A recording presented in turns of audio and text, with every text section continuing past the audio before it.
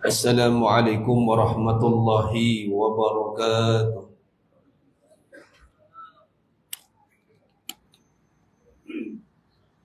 Bismillahirrahmanirrahim. Innal hamdalillah nahmaduhu wa nasta'inuhu wa nastaghfiruh. Wa na'udzu billahi min shururi anfusina wa min sayyiati a'malina. Man yahdihillahu fala mudilla lahu wa man yudlil fala hadiya lahu.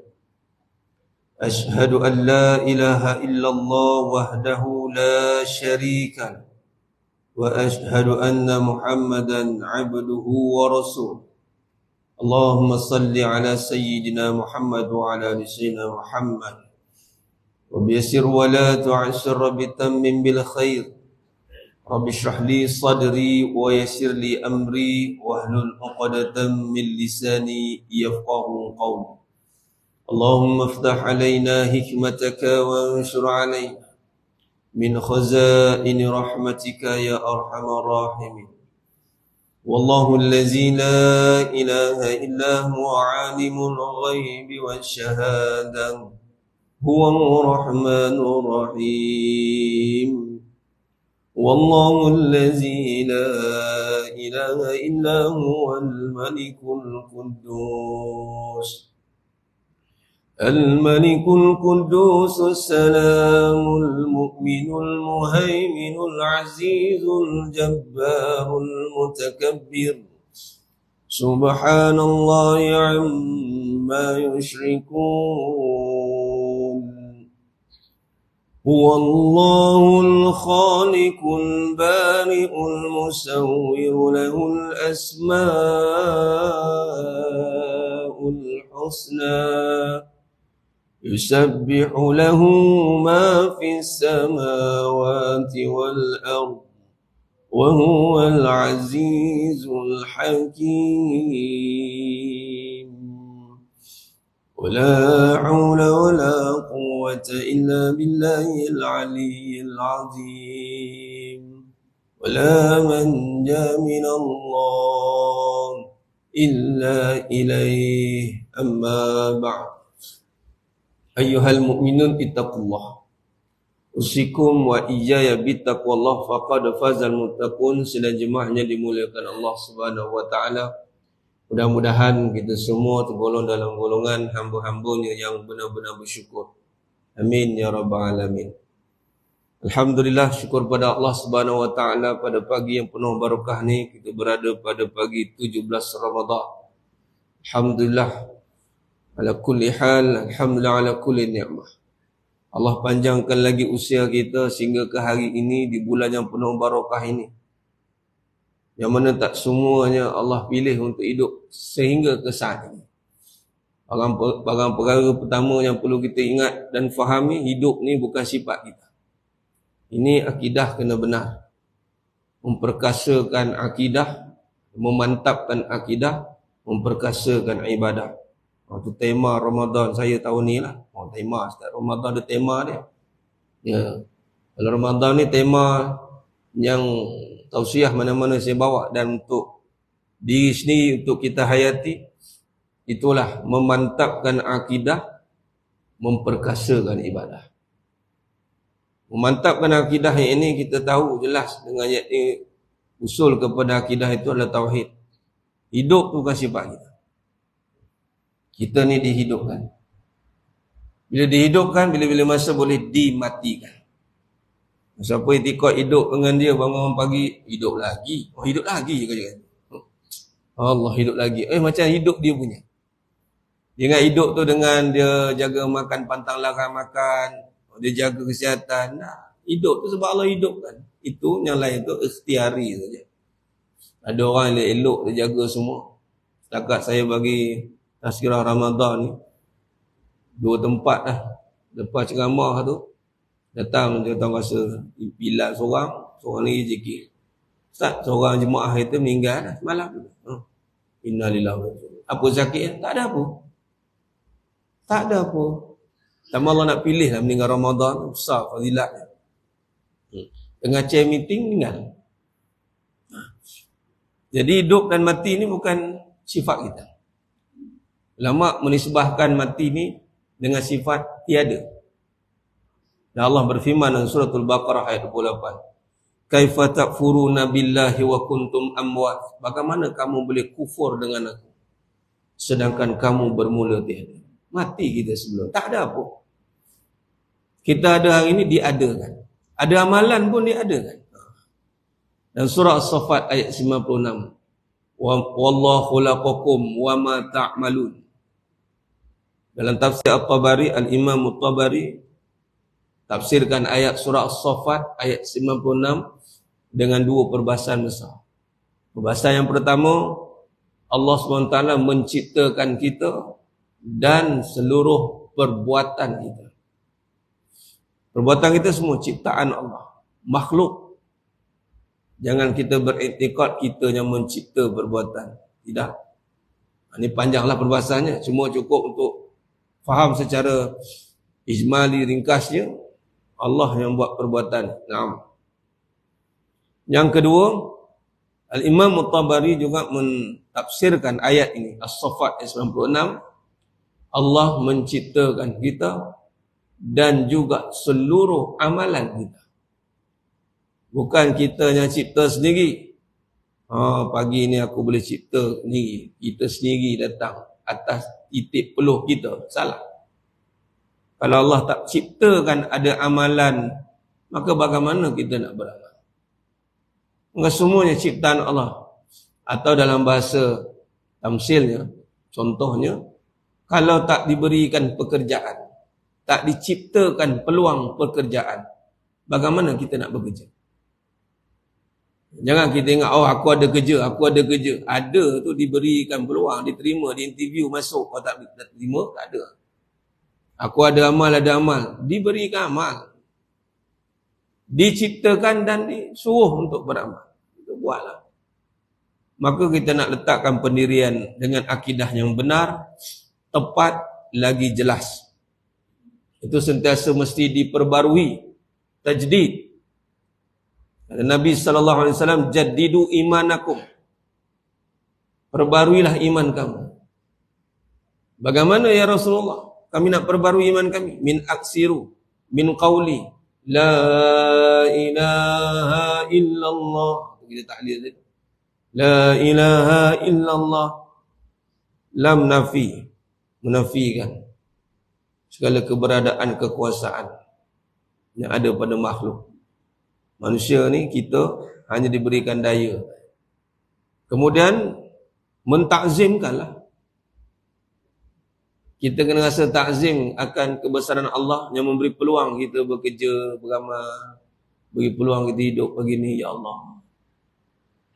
Nak rasa takzim ni payah, bukan senang. Dalam perbahasan kita lah, pagi ni kita sentuh pasal nuzul Quran. Dalam perbahasan bulanan kita dalam hakikat kehidupan pun ada kaitan lah dengan nuzul Quran. Makin kita hidup lama di muka bumi Allah Ta'ala ini, adakah kita makin merasai kekuasaannya? Ataupun kita dalam bahasa mudah, tak ada kuasa dah aku. Buat tu tak jadi, buat ni tak jadi, malas. Oh ada juga. Atau dalam dia berusaha, siang malam pagi petang, titik peluh dia membanting tulang, akhirnya rasa diri berkuasa.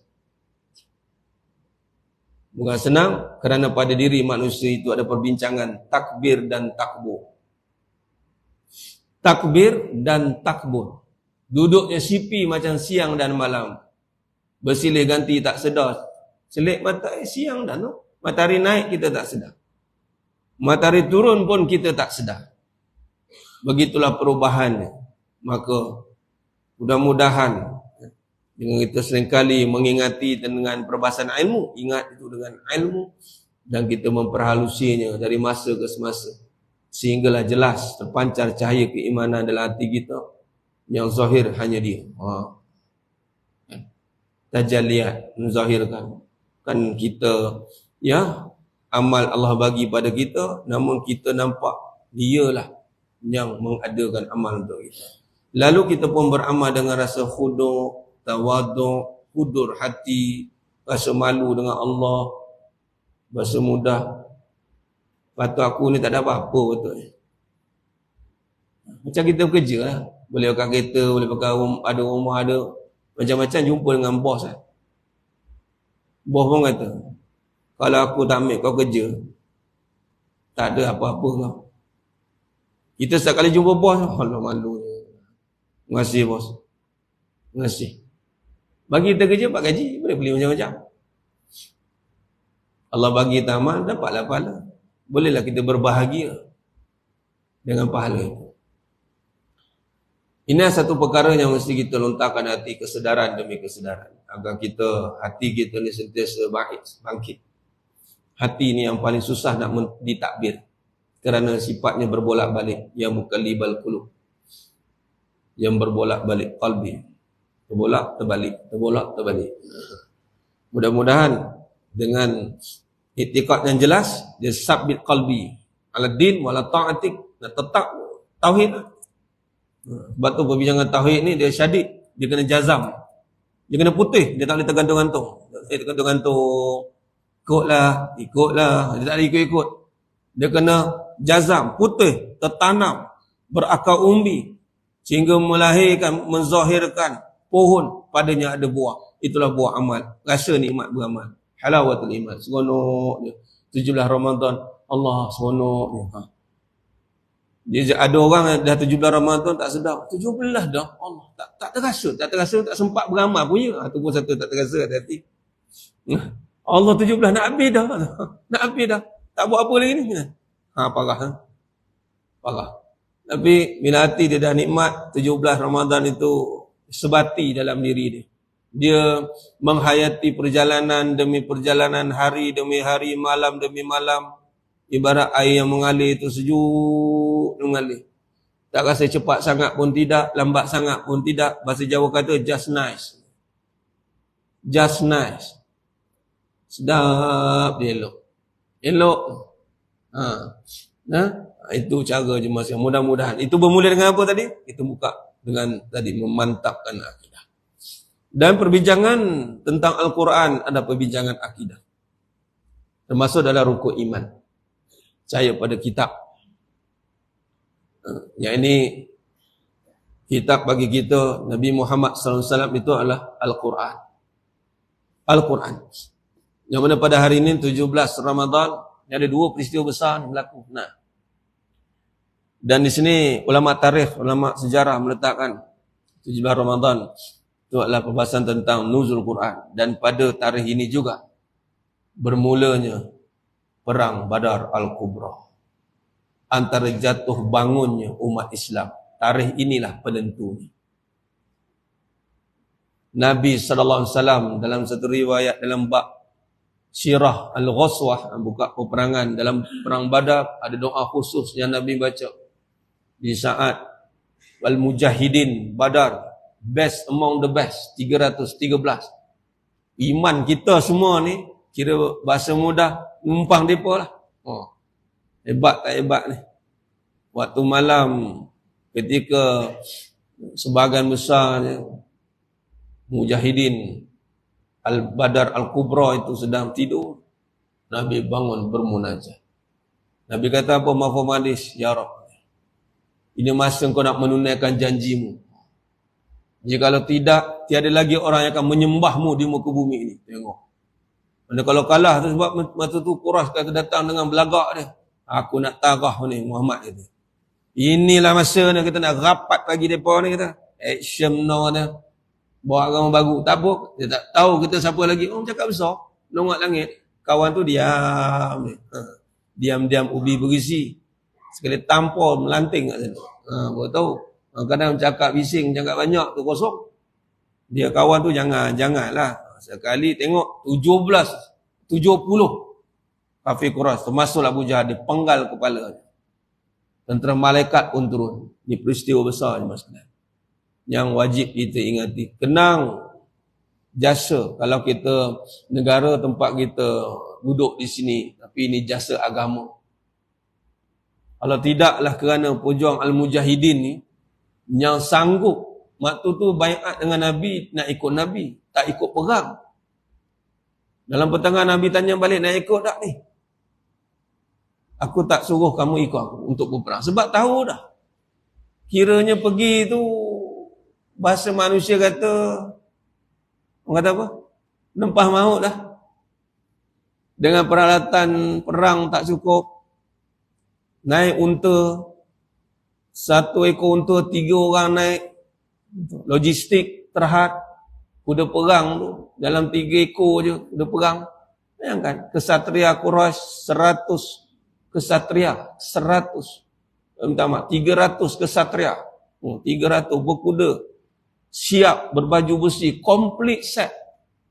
Memang datang, diorang hantarnya terbaik tu, tentera terbaik tu. Memang dia kata nak bagi lumat lah. Dia nak bagi rapat lah umat Islam ni. Lagi Abu Jahal, dia geram betul dia. Okey, tak apa. Kau tunggu dia. Wah ni, sekali rapat dia berkena. Depa paling rapat kena. Itu depa tak kuat repeat perang Uhud tu. Nah, cerita dia. Baik. Maka pada sama perbincangan kita nuzul Quran. Maka di sini jemaah sekalian, perbincangan kita ni telah membincangkan dalam semua sudut. Saya nak menekankan tentang ibrahnya dan tarikhnya.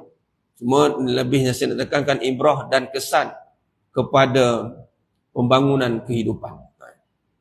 Ada satu penemuan dan pendedahan yang perlu kita bongkarkan, nanti saya akan kongsikan.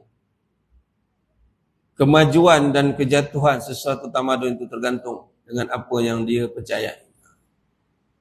Dan di sini kalau kita lihat turunnya Al-Quran, kalau nuzul Quran itu adalah dalam konteks ada 2 perbahasan besar. 2 perbahasan besar. Yang pertama pendapat dari Ibnu Abbas dan sejumlah ulama. Yang dimasukkan turunnya Al-Quran ialah turunnya Al-Quran secara sekaligus ke Baitul Izzah di langit dunia. Sekaligus. Itu pendapat pertama, turun sekaligus ke Baitul Izzah daripada Lauhul Mahfuz, turun ke Baitul Izzah di langit dunia untuk menunjukkan kepada para malaikat bahawa betapa besarnya masalah ini. Sekaligus turun daripada Lauhul Mahfuz, turun ke Baitul Izzah. Dia tak hantar sikit-sikit. Contoh macam logistik tu. Ni turun ni ulama letakkan di sini majaz, kias. Dia bukan seketul turun dalam konteks benda, jangan faham macam itu. Ya, sebab Al-Quran ni kalamullah. Kena faham kat situ. Tapi di sini nak bagi tahunya Ibnu Abbas radhiyallahu anhu dan sejumlah ulama memaksudkan, mentakrifkan turun Al-Quran ni sekaligus ke Baitul Izzah, nak menunjukkan malaikat turun serentak tu betapa besarnya masalahnya dia. Kalau packaging, kalau hantar transport, dia tak nanti sikit-sikit. Dia kena one shoot sekali. Dia sikit-sikit tau dia. Waktu the first trip besar. Kemudian baru selanjutnya Al-Quran diturunkan kepada Nabi Muhammad SAW secara bertahap. Kemudian sampai ke langit dunia. Kemudian baru bertahap selama 23 tahun sesuai dengan peristiwa-peristiwa yang mengiringnya sejak beliau diutus sampai wafat. Pendapat ini berdasarkan banyak riwayat daripada Ibnu Abbas sendiri. Antaranya riwayat yang bermaksud Al-Quran diturunkan sekaligus ke langit dunia pada Lailah Al-Qadar. Di sini dinisbahkan turun Al-Quran itu pada malam terqadar. Kemudian setelah itu ia diturunkan selama 20 tahun. Itu riwayat yang pertama. Riwayat yang kedua, Al-Quran itu dipisahkan dari Al-Zikr. Dipisahkan dari Al-Zikr. Ini maksudnya. Ini perbahasan tentang maksud zikr.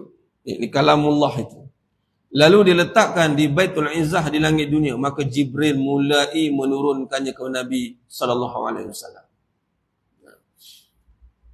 Dan riwayat seterusnya, Al-Quran diturunkan pada Lailah Al-Qadar. Pada bulan Ramadan ke langit dunia. Sekaligus. Lalu ia diturunkan secara beransur-ansur. Ini pendapat Ibnu Abbas radhiyallahu anhu dan sejumlah ulama. Pendapat yang kedua bersandarkan kepada Al-Sya'bi, yakni guru kepada Imam Abu Hanifah, bahawa permulaan turunnya Al-Quran dimulai pada Lailah Al-Qadar di bulan Ramadan. Permulaan Al-Quran turun pada malam Al-Qadar, yang malam kita nanti-nantikan. Sebab tu perbincangan turun Al-Quran ini, kalau banyak riwayat, itulah yang kita akan jumpa pada malam Al-Qadar. Yang ni malam yang diberkahi. Sesudah itu turun secara bertahap sesuai dengan peristiwa yang mengiringinya selama kurang lebih 23 tahun. Pendapat yang pertama, yakni Ibnu Abbas radhiyallahu anhu dan sejumlah ulama mengatakan turun sekaligus ke Baitul Izzah, kemudian barulah diturunkan kepada Nabi SAW berperingkat. Pendapat yang kedua ni, yakni Al-Sya'bi ini guru kepada Imam Abu Hanifah. Beliau berpendapat bahawa dimulai pada malam Al-Qadar, Al-Quran itu bermula. Bukan sekaligus, bermula dan berterusan bertahap-tahap selama 23 tahun. Di sini ada juga rujukan dalam surah Al-Isra ayat 106. Yang bermaksud, dan Al-Quran itu telah kami turunkan dengan beransur-ansur agar kamu membacakannya perlahan-lahan kepada manusia dan kami menurunkannya bagian demi bagian. Ini rujukan Imam Asy-Sya'bi, surah Al-Isra ayat 106. Baik. Dan dalam surah Al-Furqan ayat 32-33 yang bermaksud, berkatalah orang-orang kafir, mengapa Al-Quran itu tidak diturunkan kepadanya sekali turun saja? Demikianlah supaya kami perkuat hatimu dengannya dan kami membaca secara tertib, teratur dan benar. Tidaklah orang-orang kafir itu datang kepadamu membawa sesuatu yang ganjil, melainkan kami datangkan kepadamu sesuatu yang benar dan yang paling baik penjelasannya. Dirujukan dari Imam Asy-Sya'bi dalam surah Al-Isra 106 tadi dan Al-Furqan ayat 32 dan 33. Baik. Jadi itu dua majoriti pandangan ulama, dan ada juga beberapa pandangan lain. Ada pandangan-pandangan yang mengatakan pendapat yang menyebut bahawa Quran diturunkan ke langit dunia pada 20 malam kemuliaan. Yang setiap malam kemuliaan tersebut ada yang ditentukan oleh Allah untuk diturunkan setiap tahunnya. Pada 20 malam dah tentu padanya ada turun pula setiap tahun. Ketentuan malam ketentuan itu adalah menentukan malam turunnya ayat Quran. Ada pendapat yang minority. Majority yang dua tadi. Yang paling utama tadi itulah Ibnu Abbas radhiyallahu. Baik. Jadi sebenarnya yang mulakan Allah Subhanahu wa taala. Tu antara sikit. Banyak kita boleh bincangkan antara perbahasan tentang sejarah penulisan Al-Quran pun boleh. Dan bagaimana perkembangannya sehinggalah masa Utsmani yang menjadi bacaan kita sekarang ni, Resam Utsmani, itu evolusi penulisan Al-Quran, sejarah kita boleh bincangkan. Baik, di sini jemaah sekalian saya nak tekankan daripada turun tadi, yang paling penting ni, lepas turun apa jadi? Itu paling penting. Apa jadi lepas turun? Walaupun pendapat pertama turun 30 ke serentak, ada yang kedua Imam Sya'bi juga ada sandarannya. Bermula malam Al-Qadar, kemudian berperingkat sehingga 23 tahun. Poin penting yang kita nak tekankan di sini, setelah turunnya Al-Quran, apa jadi kat kita? Itu poin penting. Adakah hanya menjadi bahan bacaan, lisan, lupa ianya bermula dengan iman? Yakni untuk menghilangkan keraguan. Tentang siapa? Tentang Allah yang Maha Mencipta. Akhirnya bila hilang keraguan, apa kesan kepada Al-Quran? Al-Quran membawa kepada ketamadunan dan kemajuan kehidupan. Adakah kita telah menjadikan Al-Quran turun Al-Quran, kita lagi lah 30 juzuk dah habis dah. Dah lengkap dah kita. 1400 tahun setelah kewafatan Nabi Muhammad, lengkaplah Quran diturunkan. Dan kita telah pun mendapat selengkapnya. Adakah setelah hidup kita maju? Maju Ustaz, ubah-ubah kita, motor ubah, kereta ubah. Itu kan kemajuan, itu kebendaan. Jangan diukur kemajuan dengan kebendaan. Malah kalau diukur begitu, silat hari bulan kita tengok zaman Nabi, zaman kemunduran, silat bulan. Walah zaman Nabi lah zaman paling maju. Kurun yang terbaik, kurun Nabi. Dan kemajuan yang ada pada zaman Nabi SAW boleh menyebabkan kebangkitan sebuah negara yang dulunya Yasrib. Dan Arab Quraisy yang dulunya tak nampak. Europe ni tengok, Quraisy tak ada dalam peta. Tu Rom, Byzantine tu, yang memerintah, Allah bagi merintah dunia ribu-ribu tahun tu, nama Arab. Tapi dengan datangnya Al-Quran, berjaya membuatkan manusia terbuka mata. Cahaya tu nampak. Ni mana datang? Bukan sekadar bangsa, tapi padanya ada satu nilai yang menyebabkan bangsa itu diangkat tinggi. Al-Quran. Al-Quran turun. Sehingga kan menjadi pentadbiran Madinah Al-Munawwarah. Negeri yang tidak besar waktu itu.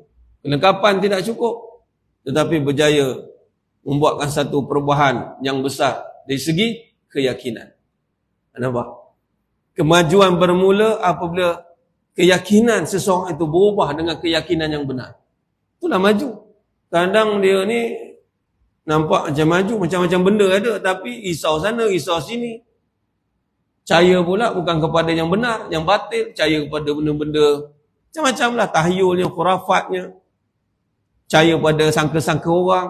Ya orang kata, Allah kata tak mau pula diulang-ulangnya. Orang kata diulang-ulang. Tengok dia percaya, tengok dia percaya. Percaya ke tidak? Padahal nak tengok di segi hidup panjang macam mana.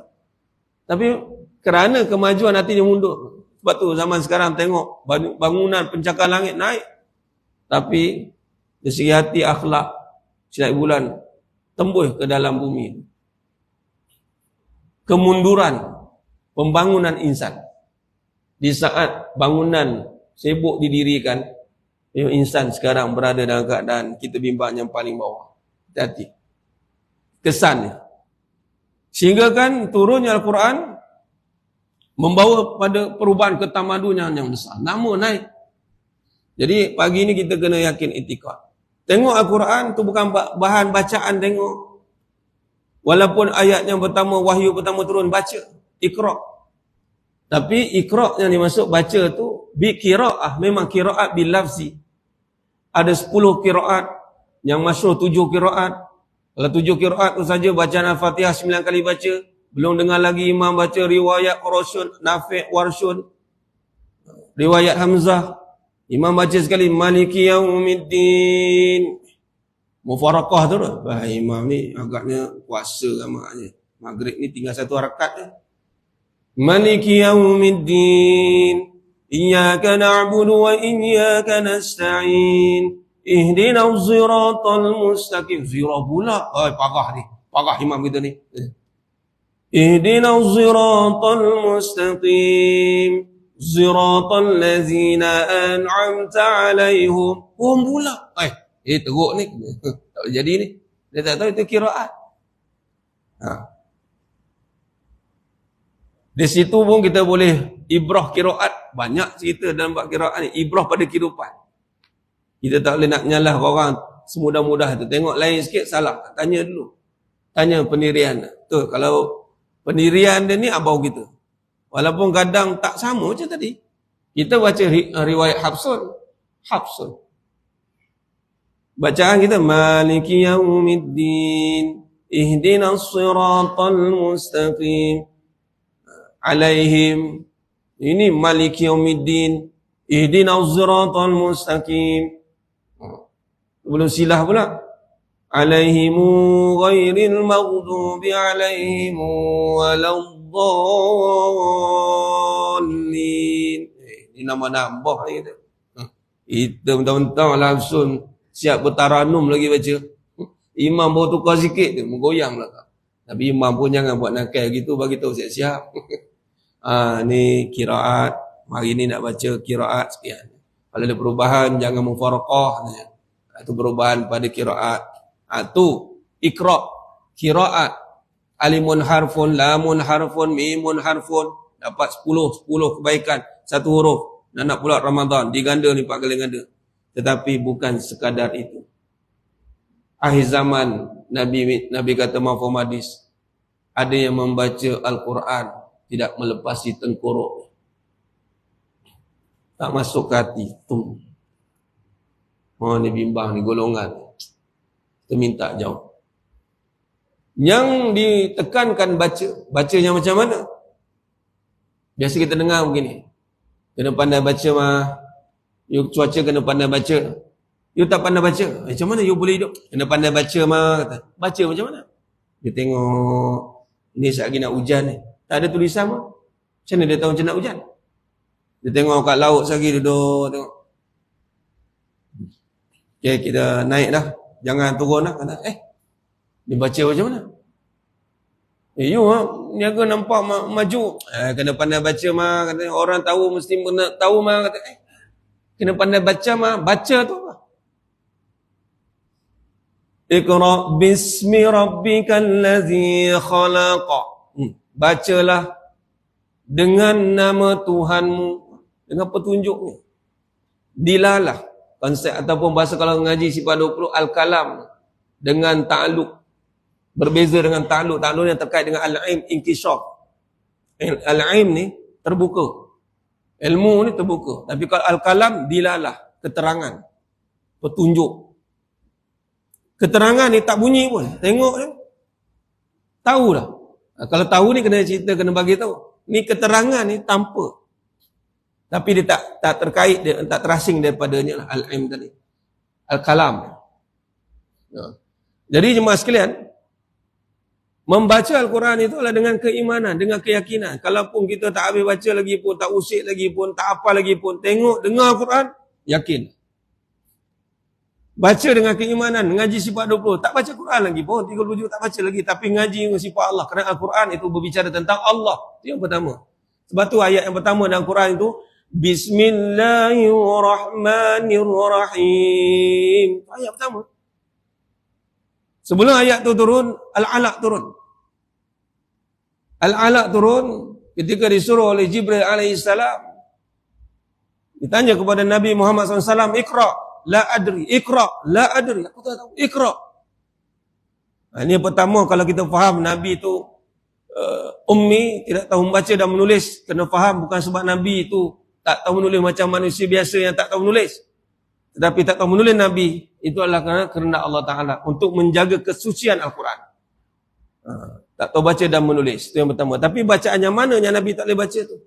Itulah Iqra bismi rabbikal ladzi khalaq, khalaqal insana min 'alaq. Iqra wa rabbukal akram, alladzi 'allama bil qalam, 'allamal insana ma lam ya'lam. Khalas. Baca dengan nama Tuhan. Tuhan yang mana? Tuhan yang menjadikan alam. Siapa? Itulah daripada Iqra ayat 1 tu. Bacalah dengan nama Bismi Rabb. Rabb yang mana? Bismillahirrahmanirrahim. Dengan nama Allah, Ismul A'zam. Itulah Tuhan yang menjadikan sekalian alam. Yang maha pemurah lagi maha mengasihani. Itu Al-Quran, biografi Allah. Ini kadang baca Quran bukan salah, tadarus. Bagus. Tapi bila sebutkan rezeki Allah, tahulah. Aku pun risaulah apa nak jadi. Baru baca Quran tadi. Ulang kali ratib kat bibir. Bismillahirrahmanirrahim. Ragu lagi hati dia. Sebab tu sebelum nak baca, disunahkan juga kalam ta'awuz. A'udzu billahi minasyaitanir rajim. Apa syaitan buat? Kita baca Quran nak menyibuk tu apa? Apa dia buat? Allazi yuwaswisu fi sudurin nas. Tiup ragu dalam kita. Bacalah Quran, aku tiup ragu dalam hatimu. Biar kau tak yakin dengan Allah. Ya. Ini salah. Baik. Jadi kesimpulan yang pertama sebelum kita tutup ni. Dah 5 minit habis dah. Dah kering dah tekak ni. Air tak ada depan ni, kan? Al-Quran bukan sekadar bacaan lisan, tetapilah pembangunan pada hati, pembangunan jiwa yang membawa kepada kemajuan kehidupan. Kita kena ada satu keyakinan yang tak berbelah bagi. Nak maju Al-Quran, faham tak faham tolak tepi. Tak ada nak maju dia macam ni kata. Al-Quran juga. Tapi kalau nak berniaga, kita tengok orang lain, orang barat. Kalau nak ini, kita tengok barat, tengok barat. Itu jadi sesak barat tu. Ni penemuan yang kedua, penutup ni. Jemaah sekalian, dalam kajian orientalis Al-Quran, ni bukti ni.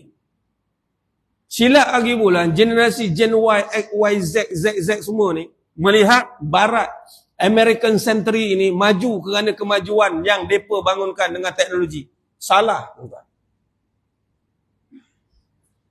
Kalau ikut American century ini baru tahun abad ke-20. Sebelum American century, Europe century, Perancis.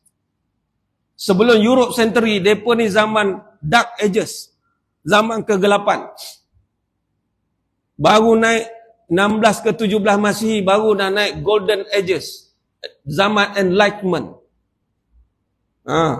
Dan Islam, waktu itu, waktu abad ke-10 ke 15 tu, waktu Dark Ages. Mereka ni tak naik di barat-barat ni. Kita dah ada pentadbiran kerajaan Abbasiyah dah. Dan waktu 10 ke 15 ni kemuncak mereka ni Dark Ages, itu kurun ke-9, Al-Imam Sanusi rahmatullah dah lahir dah. Ini kita dah ada ketamadunan dah kita. Dan mereka kagum dengan kehebatan John of Damascus, orang Yahudi waktu itu, bekerja dengan tentera Abbasiyah. Dia dah start nak korek rahsia. Kenapa Islam maju? Tahu mereka kaji apa? Al-Quran. Al-Quran yang pertama dicetak dalam bahasa Inggeris 1142 Masihi. The La Quran namanya. Yang menyuruh-menulis nama tafsirnya Robert A. Cotton. Yang suruh Peter V. Venerable. Ni nama dia. Dia kagum dengan Islam. Oh, hebatnya Islam ni. John Damascus ni bekerja dengan Abbasiyah. Dia korek rahsia. Oh, mereka ikut Al-Quran. Inilah panduannya orang Islam boleh menguasai 2/3 dunia. Mereka kaji. Mereka tafsir. Walaupun tafsir itu sebahagian yang menyeleweng. Tengok Allah buat. Ini penutup ni mas sekalian. Walaupun orang kafir, mereka tak faham Al-Quran dengan iman, tapi mereka impress saja. Mereka impress saja. Wow, hebatnya Al-Quran ni. Tengok Allah buat apa mereka sekarang. Yang orang Islam duk kata, oh hebat, maju mereka ni. Mereka maju, mereka kaji Al-Quran. Tu zaman 1142. Kemudian masuk pula abad ke-16-17. Nassim Jessup Daud, nama George Sale, nama banyak orientalis. Nassim Jessup Daud ni orang lagi Yahudi totok lagi lah.